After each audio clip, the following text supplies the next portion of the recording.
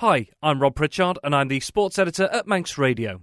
We're used to hearing the roar of bikes across our island when the Isle of Man TT races come around each year, but one place that will be unusually quiet during the 2025 racing fortnight is Mooragh Promenade in Ramsey.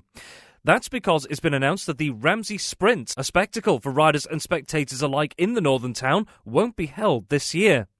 To find out why an event which has been a staple in Ramsey during TT since 1978 will be absent this year, I've been speaking to Trevor Duckworth, head of the event's organisers, Straightliners, who also explains what he thinks the future looks like for the occasion. Mr Duckworth, thanks for taking a few minutes to speak with us. We've seen the statement with regards to the Ramsey Sprint. It won't be taking place on the Isle of Man in 2025. First off, could you just explain the reasons why the event won't be taking place this year? Yeah, as the statement says, we're now faced with a big bill at the end of February to get the team to the island to pay for the ferries.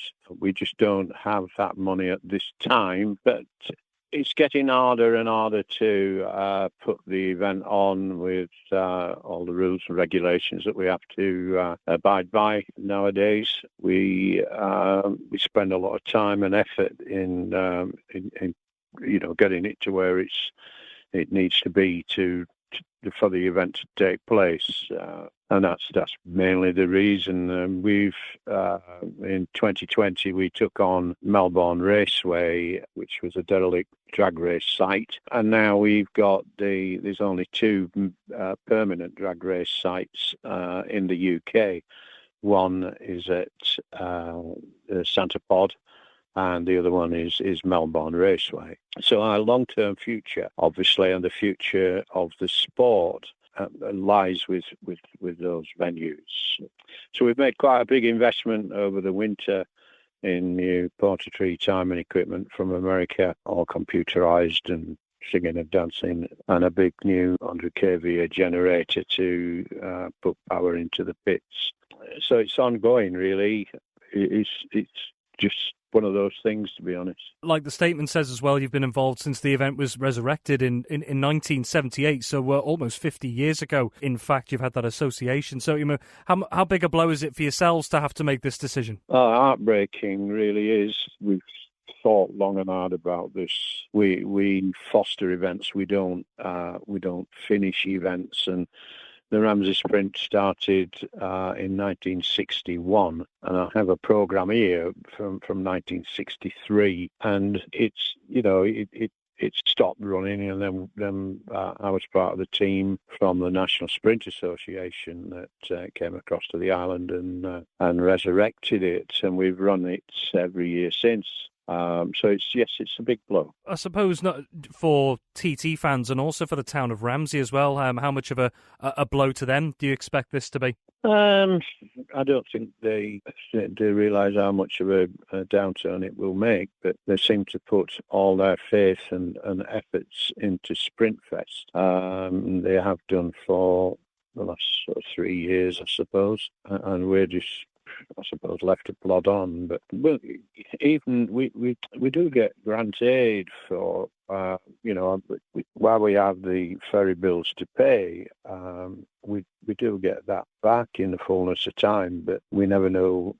We've no guarantees that we will get the grant aid, of course. And money's tight everywhere. But in 2024, we lost £3,096.55. That's even with grant aid and the other things. So the event really, if it's to carry on, it does need a coat of looking at, to be quite honest. The big problem is it used to be on every drag and sprint racer's bucket list to come and do.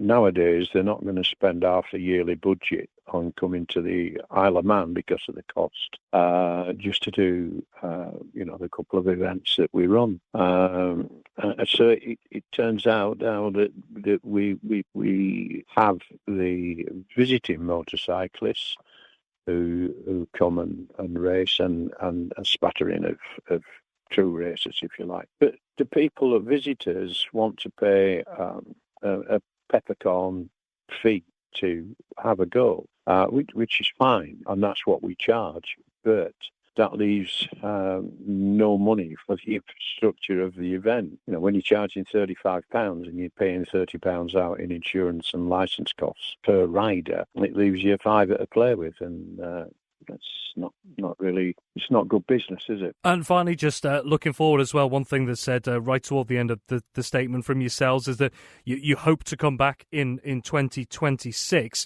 What would have to happen with all the challenges that you've just explained there as to why it can't take place this year?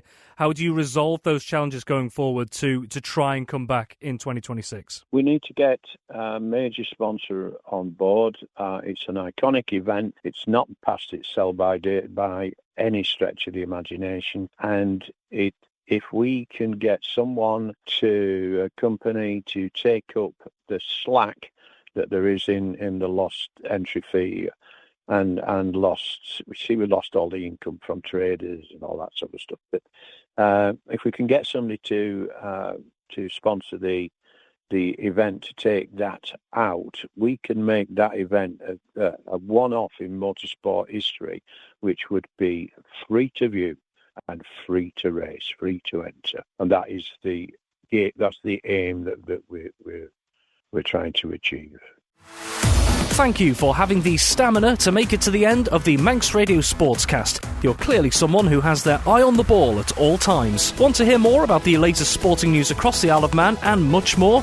Then might I recommend you take the plunge and subscribe to this series or a wide range of Manx Radio podcasts at your favourite podcast provider, so that, in a flash, all of our finest moments take a winner's place on your smartphone. Thank you.